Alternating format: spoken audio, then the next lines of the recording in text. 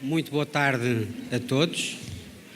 Sejam bem-vindos a esta sessão de homenagem ao Sr. Professor João Lobo Antunes. Pede-me o Sr. meu pai, Alexandre Soares dos Santos, que por impedimentos de muito última hora não lhe é possível ler esta mensagem pessoal. E, portanto, peço desde já desculpa a todos por qualquer erro de leitura, pausa mal feita ou erro gramatical que vos venha a sujeitar. Começo. No dia de hoje, prestamos homenagem à memória do professor João Lobo Antunes. Esta é a homenagem que a Fundação Francisco Manuel dos Santos decidiu prestar àquele que foi, desde a primeira hora, um destacado membro do seu Conselho de Curadores, onde se distinguiu pela nobreza do seu caráter, pelo brilho da sua inteligência, pela vastidão da sua cultura científica e humanística.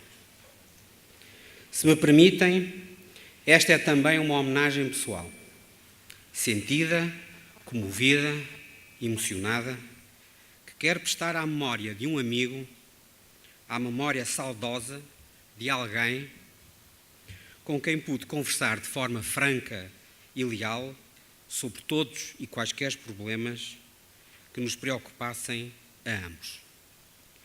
Desde os grandes desafios que Portugal tem de enfrentar no presente, aos avanços da ciência, mas também aos riscos sociais, ambientais e, acima de tudo, éticos, que o desenvolvimento tecnológico contemporâneo implica para as gerações atuais e futuras. Da sua voz pausada e serena, escutei conselhos, ideias solidamente sustentadas no saber e no estudo, opiniões que consigo traziam a marca da sua rigorosa independência, firmada como homem livre e esclarecido, como cidadão que amava o seu país e como médico, cientista e académico dos mais notáveis que Portugal conheceu em muitas e muitas décadas.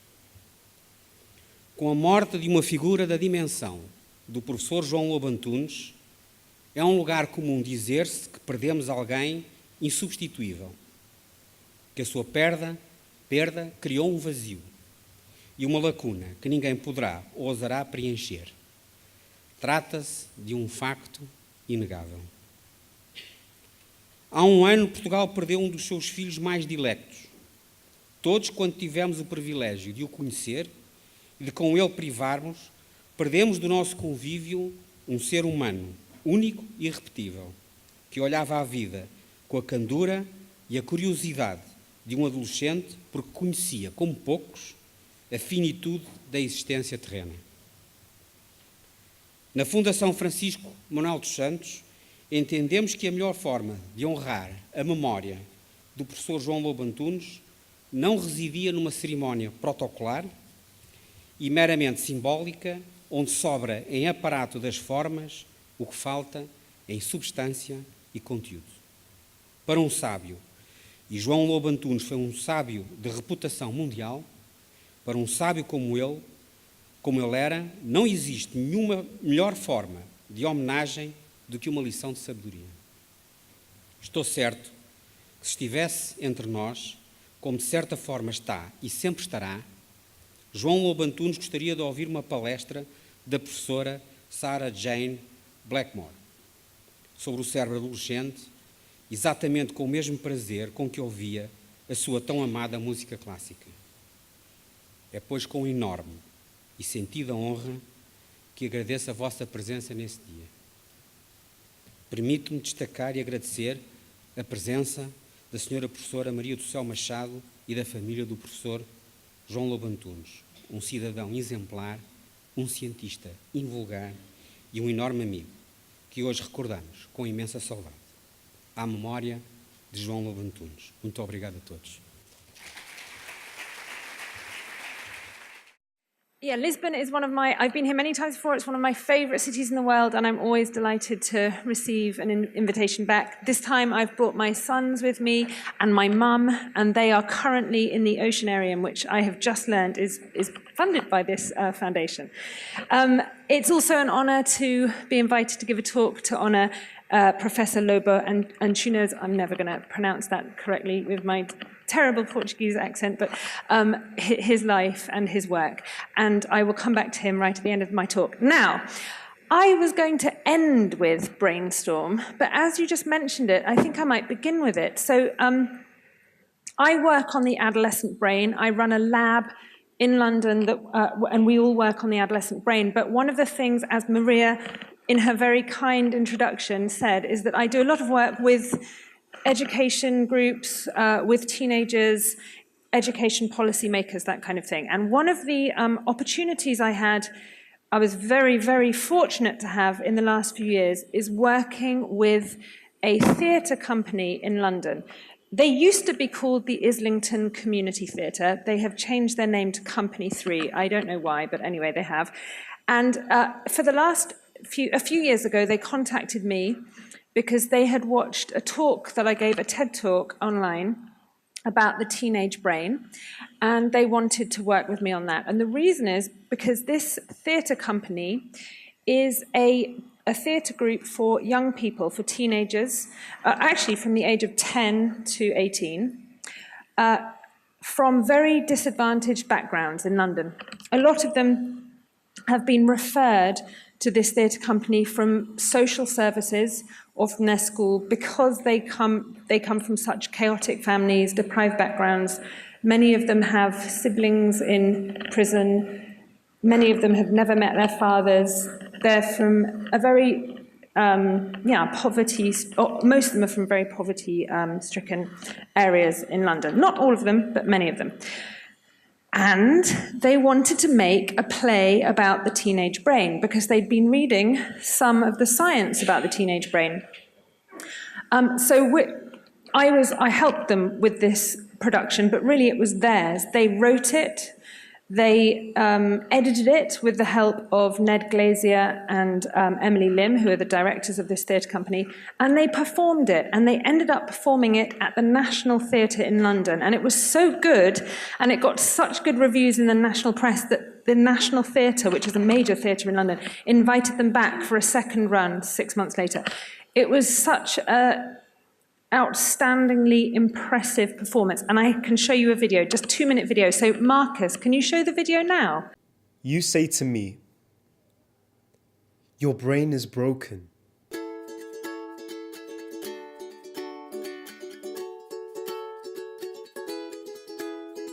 It's like an adult's brain, but it doesn't work properly. It's like you're in a city you've never been to, and you don't have a map, and you don't know what you're doing. And you keep taking the wrong turns. You say, listen to me, don't worry, one day you'll be okay, probably. Your brain will start working properly.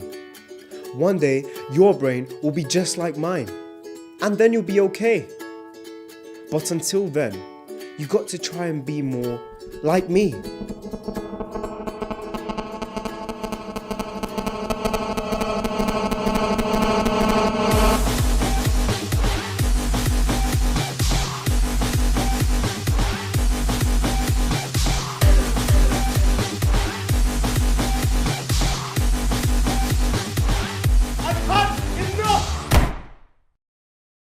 I say to you, my brain isn't broken.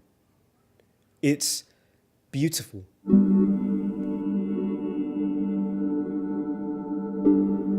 I'm in a city I've never been to, and I see bright lights, and new ideas, and fear, and opportunity, and 1,000 million roads all lit up and flashing.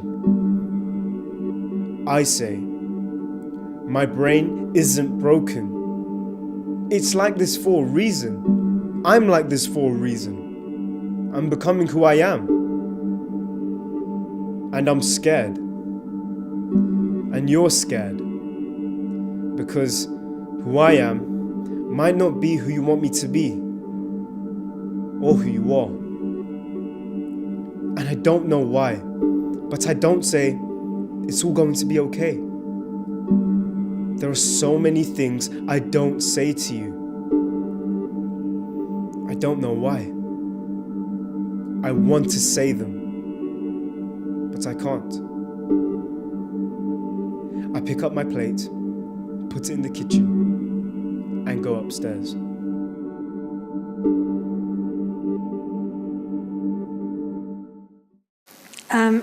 So this was their interpretation of the science of their brains, which is what I work on. So as Maria said, I did my PhD and also a postdoc on schizophrenia, which, as you may know, is a very debilitating psychiatric illness that's characterized by symptoms like hearing voices inside the head and being deluded, particularly having delusions about sort of paranoid delusions that other people are out to get you, that you're being followed by by the security services and that kind of thing. So this is a very debilitating illness. And when I was testing patients in hospitals, both in the UK and in France, where I did my postdoc, I became interested in the fact that all the many hundreds of patients that I tested, I asked them the question, when did you first start experiencing these symptoms? And without a single exception, every single patient said, at some age, between 18 and 25 years. And I became interested in why this is. What is it about the brain development of teenagers that is different in teenagers who develop schizophrenia? Why does schizophrenia develop in late adolescence, early adulthood? Now, that was in about the year 2001 that I became interested in that question. And to my surprise, when I looked in the scientific literature, I found very little information about even how the typically developing adolescent brain changes in humans, let alone the brains of teenagers who go on to develop schizophrenia. So it was around that point in the early 2000s that I decided to change the focus of my own research and to start to study the adolescent brain. And that is what I've been doing ever since. Sorry. This is a very good microphone. It's very efficient. Okay, so it's not just schizophrenia that starts in adolescence. In fact, adolescence is associated with lots of different mental illnesses. It's been estimated that 75% of mental illnesses start in adolescence before the age of 24 years. And you can see that in this graph here. So what this graph shows is various different psychiatric and psychological disorders here on this vertical axis, and their age of onset, the range of onset age, plotted against years here. So you can see that many different psychological and psychiatric illnesses, they start around the period of adolescence. So it's really important to understand why this is. What is it about adolescent brain development that makes this period of life vulnerable to the development of mental illness? We normally define adolescence as the period of life that starts at puberty. So the beginning of adolescence is defined biologically by the hormonal and physical changes of puberty. But the end of adolescence has a much more social definition and vague definition, and that is the age at which you attain a stable, independent role in society. So it can go on a long time, and in fact, in this culture, in the West, it's perfectly normal for young people to be not independent, so to be living at home, maybe in full-time education, of course, right throughout their teenage years, and also beyond that into their 20s and in some cases even in their 30s. And that's not the case at all for for young people in some other cultures, where they're expected to, the societal expectations on them are very, very different, and they're expected to be financially independent, earn money for themselves in childhood, and they're expected to have babies as soon as they reach sexual maturity. So there are really big cultural differences in societal expectations of this age group. Now, some people have argued that these vast cultural differences between this age group suggests that the whole concept of adolescence is something that's recently been invented about 100 years ago in the US. And I would argue against that position. So I would argue that there's lots of evidence to suggest that, in fact, adolescence is a unique period of biological, psychological, and social development. And there are three pieces of evidence that I will just briefly mention are based around the fact that you can see certain adolescent typical behaviors, like risk-taking, behaviors that we stereotypically associate with this age group. So risk-taking, impulsivity, peer influence, self-consciousness. You can see some of those behaviors across species. You can see some of them across cultures, even very different cultures. And you can certainly see evidence of these behaviors right throughout history. So let me just show you a couple of examples. Adolescent animals, so non-human animals, all go through a period of adolescence between puberty and becoming fully sexually mature adults. And in those days or weeks or months, depending on the animal, you can measure behavior. So, for example, many scientists around the world measure behavior of adolescent rats and mice who go through adolescence just for about 20 or 30 days. In those 30 days of adolescence, you can see increased risk-taking on risk-taking tasks, you can see increased exploration of the environment, and you can see increased socialization during that period.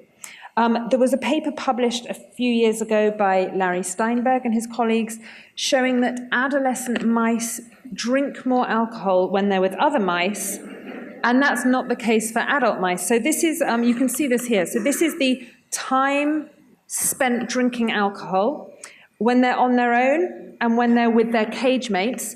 The blue bar here are the adolescents, so they drink more when they're with other mice, whereas the adults here in red drink about the same, whether they're alone or with their cage mates. Across cultures as well, you can see examples of adolescent typical behavior. So even where cultures differ in their societal expectations of this age group, you can nevertheless see similarities if you measure behaviors properly. Again, another study by Larry Steinberg published this year, looking at adolescent typical behaviors across 11 very different cultures around the world. The first behavior they looked at was sensation-seeking. Sensation-seeking is defined as the desire to seek and experience novelty, exciting stimuli, and to take risks. And they measured that with various different tasks and questionnaires in 11 different cultures. And what this shows is the average developmental trajectory of sensation-seeking across those 11 cultures. And this is, you probably can't see these numbers, they're too small, but they're plotted against age from 10 to 30 years. So what you can see is that across cultures, sensation-seeking, risk-taking, increases during the teenage years, it's highest in the late teenage years, and then it decreases during the 20s. A different finding was found for self-regulation. So that's the ability to regulate your behavior, to inhibit risk-taking, and to plan. There you can see that self-regulation improves gradually throughout the teenage years and levels off in the 20s. Across history, you can find many different examples of adolescents being described in the same kinds of ways that we stereotypically describe them today. There are many. There are some really, really interesting quotes from the Greeks, from Aristotle and Plato. But I will show you one from Shakespeare.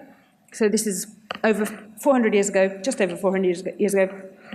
In The Winter's Tale, Shakespeare says, "I would there were no age between 10 and 3 and 20, or that youth would sleep out the rest, for there is nothing in the between but getting wenches with child, wronging the ancientry, stealing, fighting."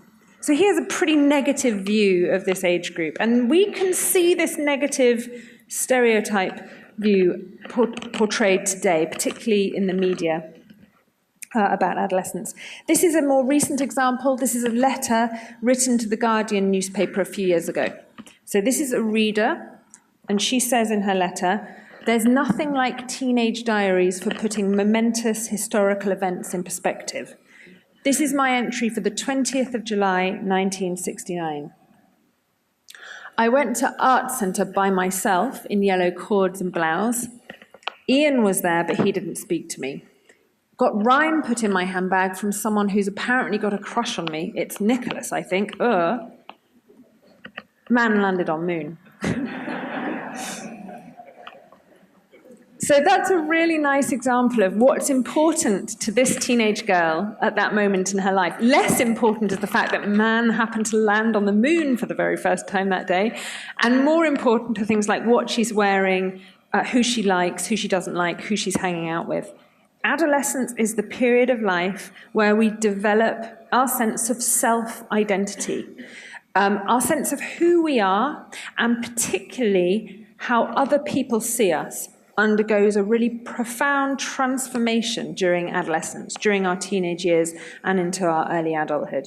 So if you think back about your own teenage years, or maybe you have teenage children or work with teenagers, what changes in particular is the sense of your social self. So things like how you come across to others, what music you're into, what fashion you're into, which peer group you want to hang out with, who you like, who you don't like. Even things like your moral beliefs and your political beliefs come online in a much more profound way than they did probably during childhood. This is the period of life where we very slowly become who we are. Now, one of the adolescent typical behaviors that is studied a lot in labs who study adolescence is risk-taking. And there is a stereotype that adolescents take lots of risks. And you can find evidence for that, for example, if you look at things like accidents, or if you look at mortality rates across the lifespan, you find that the leading cause of death in adolescence is from accidents that are often caused by risk-taking, like driving accidents. And that's not true at any other stage of life. It's actually a bit more complicated than that, and I'm sure that you're all thinking, well, not all teenagers take such big risks.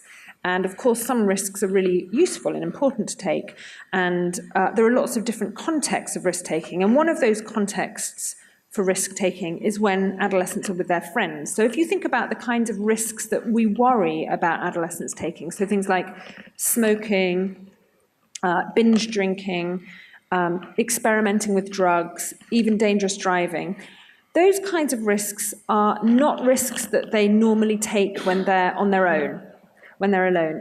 They are risks that adolescents will tend to take when they're with their friends.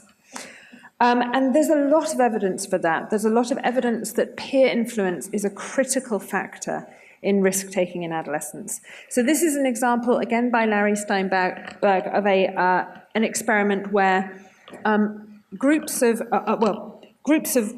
different age participants came into the lab, and they carried out a driving video game where they have to get around a circuit in the minimum amount of time possible, and they can take risks. They can try to go through a light which is changing from green to amber to red. And if they make it, great, they get around quicker and they earn more points. If they don't make it and the light goes red before they've gone through the light, then they crash and in this virtual game, and that loses them points. So you can measure the number of crashes people have, you can measure the number of risks they take. This shows you the number of crashes that people have when they're on their own. This is the red bar here are adolescents aged 13 to 16. The green bar in the middle are young adults. I don't know if you can see. Oh, yes, you can, just about. This bar here, young adults aged 17 to 24, and adults in white 25 and over. But in a second condition in this experiment, the experimenters asked the participants to bring a couple of friends with them, and the friends stood behind them as they carried out this driving task. And just having friends standing behind them tripled the number of risks that the adolescents aged 13 to 16 took, and almost doubled the number of risks that the young adults took. And it had no effect on the number of risks that adults aged 25 and over took. So what this suggests is that, firstly, when they're on their own, adolescents don't really take any more risks than adults. So this stereotype that adolescents always take risks isn't actually as simple as that. However, the second thing that this experiment suggests is that peers are the critical factor in risk-taking, at least in a driving video game. This is data from the lab. But if you look at real-life data from car accidents, you see exactly the same phenomenon. So car insurance companies record data about car accidents and analyze it because they need that information to make decisions about car insurance premiums. And what they find is that, firstly, young people, 25 and under, have more accidents than older people. That's why their car insurance premiums are higher.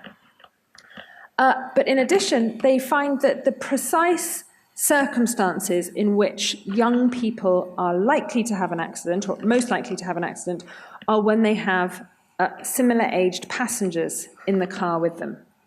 And that's not the case for adults. In fact, having a passenger in the car is protective for adults. You're less likely to crash. So peers really seem to matter to adolescents in a way that they matter less as you get older into adulthood. Why is this? Well, this is what we study in my group. One of our hypotheses is that adolescents might be particularly sensitive to being rejected by their peers. They need to become independent from their parents. That's what adolescence is all about. And therefore, they need to affiliate with their peer group and find out where they are in their social hierarchy. And to do that, they need to be accepted by their peer group. So our hypothesis was that maybe they're particularly worried about being excluded by their peer group. And we looked at that using this task, which is called the Cyberball task. It's an online game of catch, which was designed by Kip Williams and his colleagues.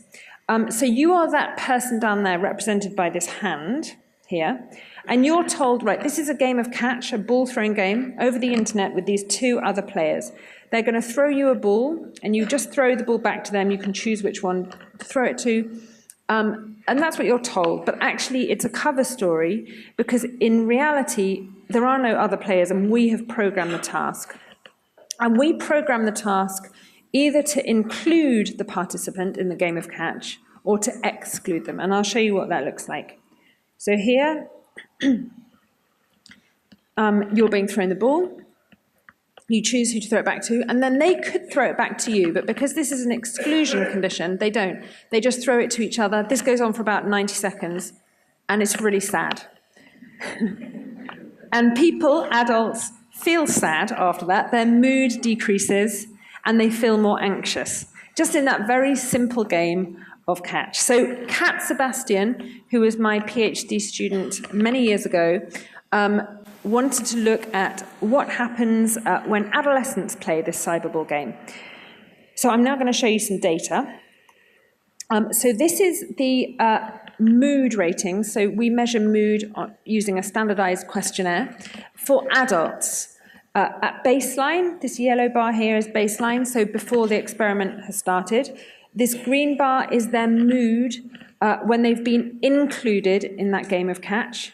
And that's not a significant increase, by the way. It's not statistically significant, suggesting that we expect to be included in this game. It doesn't have any effect on our mood. But when they're excluded, the adults who took part in our experiment, their mood is significantly decreased. And that's what other people had found. So that was replicating the already established effect of social exclusion on mood in adults. But we also tested two groups of adolescents, young adolescents aged 11 to 14, and mid-adolescents aged 14 to 16, their mood showed exactly the same pattern of change, except that it was the drop in mood after being excluded was significantly greater in both adolescent groups compared with adult groups. And what that suggests is that adolescents are hypersensitive to social exclusion. Even in this very simple, short online social exclusion condition, they are more affected by it in terms of negative mood than adults are. Okay, so we became interested in social influence on decision-making, social influence on risk-taking, that kind of thing. And to get you to experience social influence, I want you to do something, which is, this is the question I'm going to ask you. How long is the 25th of April bridge? Okay, but this half of the room, you're going to do it in groups of about 4. So the 4 people next to you, it doesn't matter if it's 4 or 5 or 3 or whatever, but the groups of people I want you to discuss. You're going to have 45 seconds only to discuss how long the bridge is, okay? And you try and come up with an answer. You don't discuss anything at all. You're just going to think yourself about how long it is.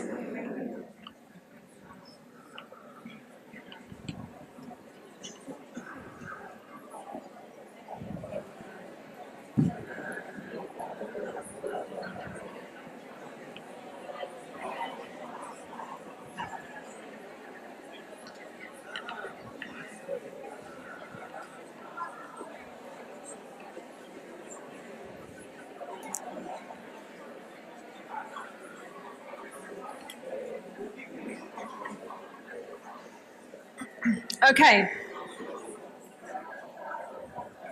Sorry, we have no time. We have no more time. So this group over here, you didn't really discuss it. I mean, it's not a controlled experiment. I didn't check whether you were discussing anything. But anyone to guess the length? 5 kilometers? 3 kilometers? 4.5? Okay. Anyway, over here, shout it out. 2, 3. This experiment has worked perfectly because it's actually 2.25 kilometers. So they were more correct than you were. This is perfect science. I can write it up in a scientific paper.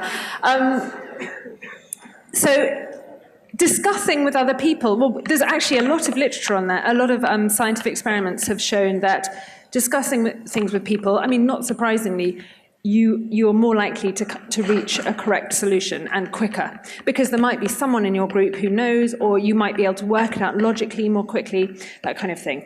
The other thing, though, so you won't have experienced this, but the other thing is that I think what's interesting when you do that exercise is that you notice being socially influenced. So if you're in a group of 4 people and one of you actually says, well, you know what, I was just talking about this last week with someone and they were telling me that it's 2.25 kilometers, you're going to be much more influenced by that person than someone who says, I've never even heard of the 25th of April bridge, or something like that.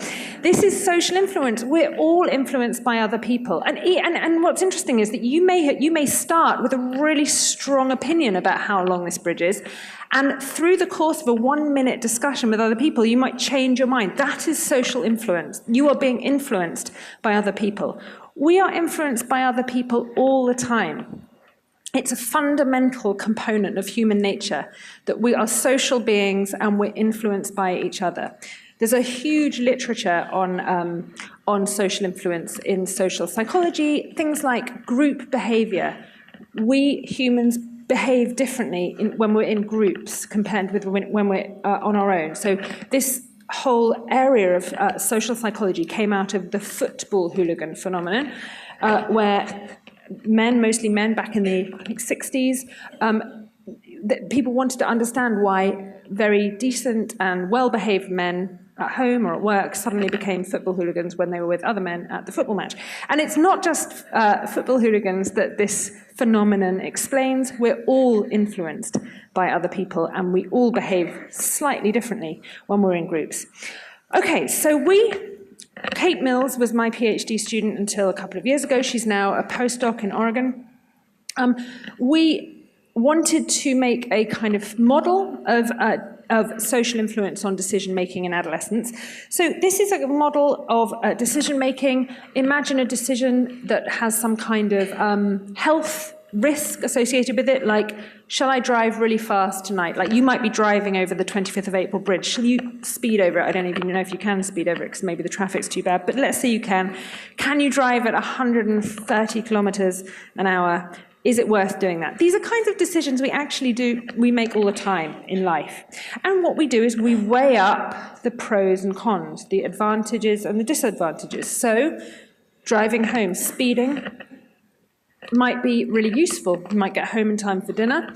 You might be someone who loves driving fast and gets a kick out of it. On the other hand, you might decide not to because you're worried about crashing or you're worried about getting caught by the police. And in addition to those factors, there's also the social factor.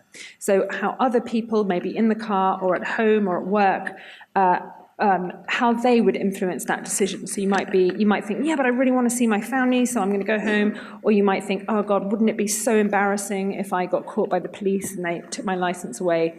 I would never be able to face my work colleagues again. You know, these are kinds of social influences on our decisions. And what we're suggesting is that this social influence is greater in adolescence than at any other period of life. Now, if you think about an adolescent making a risky decision, this kind of sheds a more rational light over that risky decision. So imagine you have a 13-year-old girl who hasn't never smoked before. She understands that smoking is dangerous. She gets it. But she's out at the weekend with her 13-year-old friends, and they're all smoking cigarettes, and they offer her one. Now, for her, what is the more risky decision? Saying yes to a cigarette, even though she knows that cigarettes are dangerous, and she might get caught and get into trouble, or saying no and potentially ostracizing herself from her peer group? Well, we would argue that for a teenager, the social risk of being ostracized carries more weight, weighs in more heavily than health risks. And we would argue, as a consequence of that, that when you're designing public health advertisements to young people, you should really focus on the social risks and the social norms and the peers rather than the health risks. But advertising very rarely does that. Still, advertising aimed at young people tends to focus on the long-term health risks. Okay, so we did an experiment recently where we looked at social influence on risk perception. This was with Lisa Knoll, who was my postdoc until recently, Lucia Magus, who is a PhD student, and Martin Spiekenbrink, who's a statistician who I work with closely. So this experiment involved 563 participants aged between 8 to 59 years. And this is what the experiment looks like. Okay, so you're presented on a laptop computer with a scenario that carries a moderate health risk. So, for example, crossing a street on a red light, or other examples were cycling without a helmet, walking down a dark alley, swimming in a lake by yourself, that kind of thing. So these are only moderately risky scenarios, but the critical factor about them is that each individual would associate these scenarios with a different amount of risk. Some people would see this as not risky at all. Other people would see it as very risky. That was important because we asked participants to rate how risky they thought this situation was. And then we told them, all the teenagers who've taken part in this experiment so far, this is how risky they think this situation is.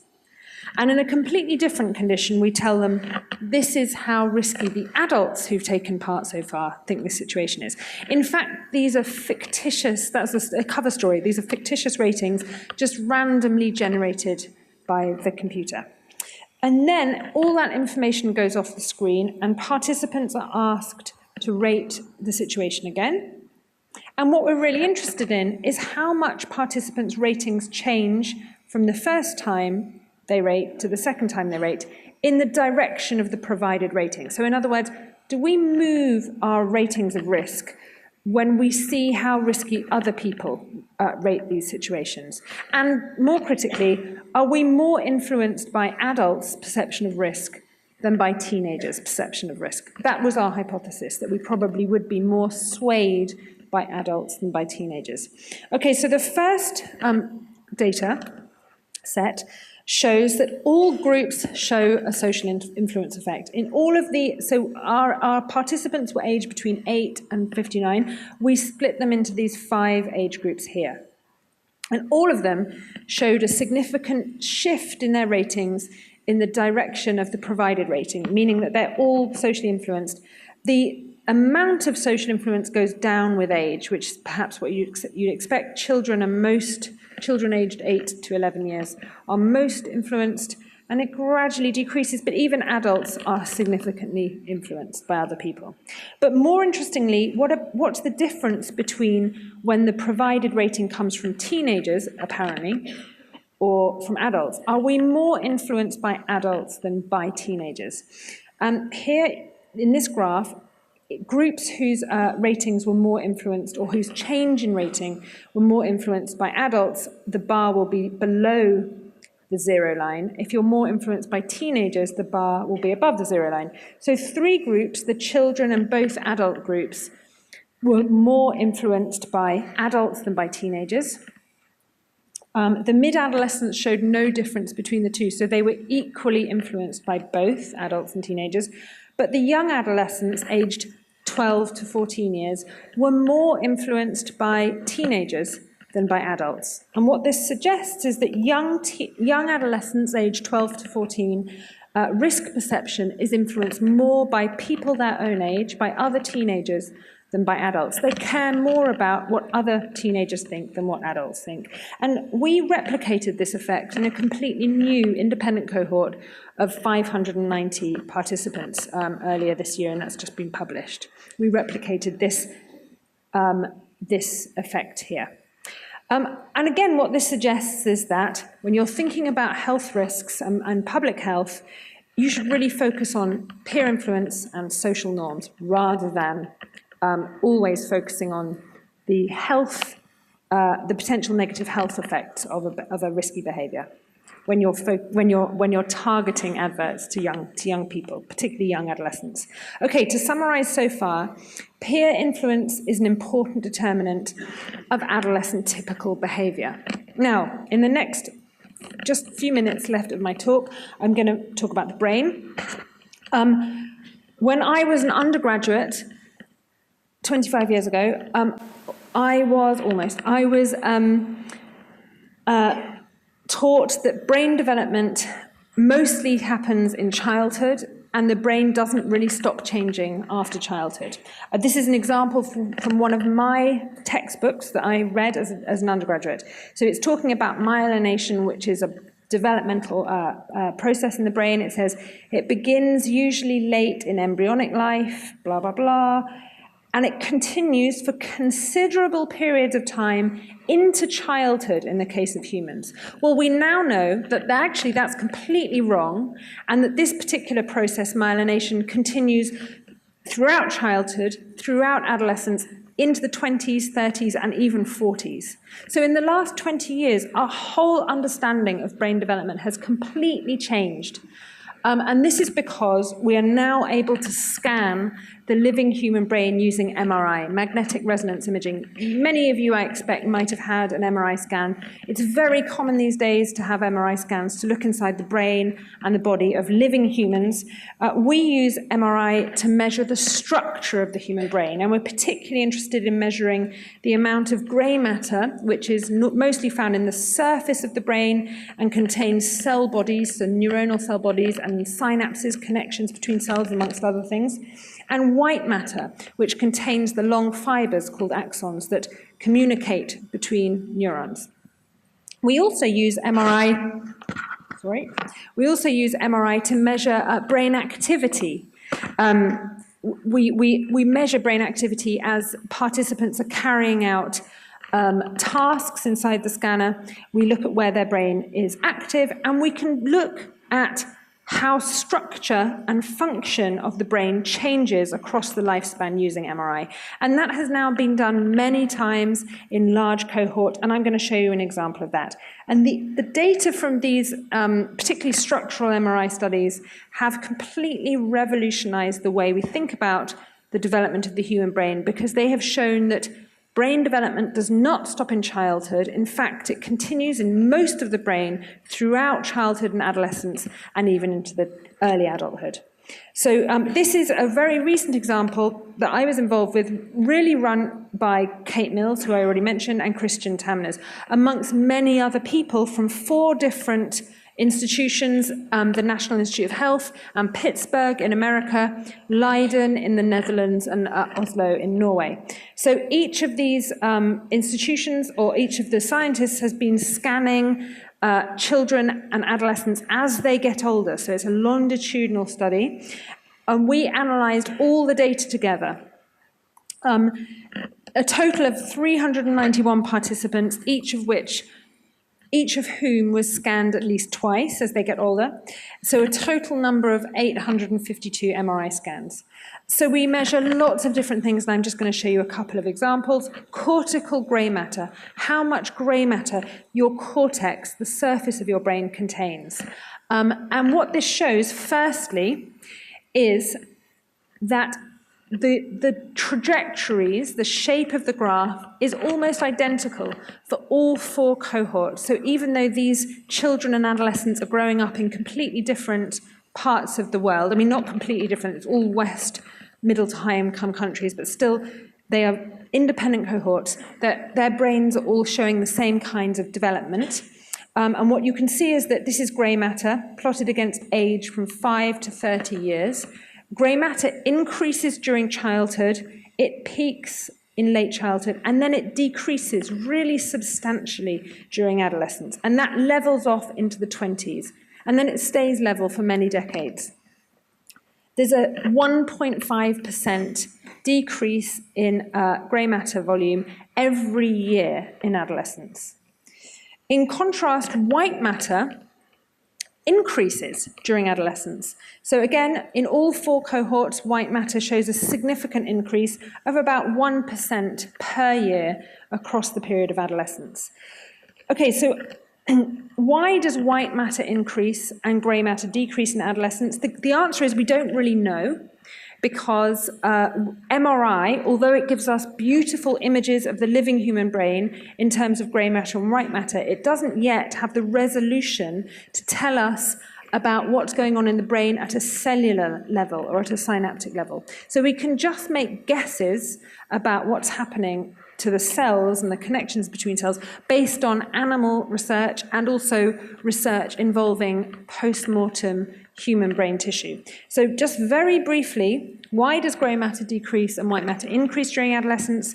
There are lots of different theories. It's probably for a number of reasons. But here are 3. Firstly, myelination. That is the fibers that connect up neurons together, and the way neurons talk to each other get coated in myelin throughout development. And this speeds up the transmission of signals along them. And we know that this process of myelination is happening throughout childhood and adolescence, and even into the early adulthood. Myelin appears white, and it's what white matter is. So that's increasing during adolescence, which might account for the increase in white matter. Another factor accounting for the increase in white matter is axonal growth. Axons, these fibers, they grow, and that will increase white matter. At the same time, synapses, that's the connections between cells that you find in grey matter, are being pruned away. So synapses are overproduced in childhood. The brain produces many more synapses, many more connections than it will ever need, and the excess synapses have to be eliminated. And this is a really important process, because synaptic pruning, the process by which synapses are eliminated, is partly dependent on the environment that the child or adolescent is in that synapses that are being used in a particular environment are the ones that remain and grow stronger, And synapses that are not being used in that particular environment are the synapses that get pruned away and eliminated. So that is the way, or that is one way. Firstly, that would account for a decrease in grey matter volume during adolescence. And it's a really important neurodevelopmental process. And it's one way that the environment can shape and mold the developing adolescent brain. It leads to neuroplasticity during adolescence. Okay, so to summarize, I've told you that peer influence is an important determinant of adolescent typical behavior. Grey matter decreases and white matter increases in adolescence. For the last couple of slides, I'm going to change to the social brain, back to peer influence. I'm really interested in how the social brain develops. And to illustrate the social brain, I like showing this picture of Michael Owen missing a goal here for Liverpool. So the first aspect of the social brain that this picture really nicely illustrates is how automatic social emotional responses are. So within a split second of Michael Owen missing this goal, everyone is doing the same things with their arms and has a similar facial expression, even Michael Owen doing that as he slides along. And the only guys who don't are these guys up here in yellow. I don't know if you can see them, but I think they're on the wrong end of the stadium. And they're doing a different social emotional gesture that we instantly recognize, and that's the second aspect of the social brain that this picture really nicely illustrates, how good we are at reading other people's behavior in terms of their underlying mental states and emotions. So that is, that is sometimes called mentalizing or theory of mind. I think I will show this video. So it's been mentalizing, the ability to read other people's behavior in terms of mental states, has been studied for many years in young children and infants. I'll just show one nice example demonstrating that even very young toddlers have an understanding of other people's minds. So this is an experiment by Tomasello and colleagues where they invite parents with a toddler into the lab. They don't give them any instructions.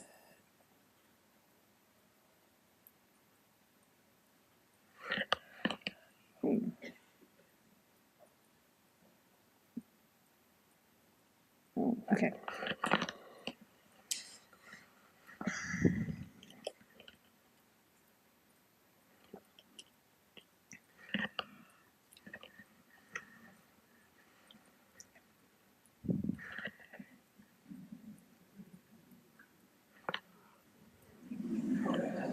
And look at the eye contact right at the end. Like, duh, that's how you do it. So what that shows is that that toddler, even at this very young age, 18 months, is able to read the intentions of the adult, the intentions to put the books in the cupboard, but he couldn't because his hands were full.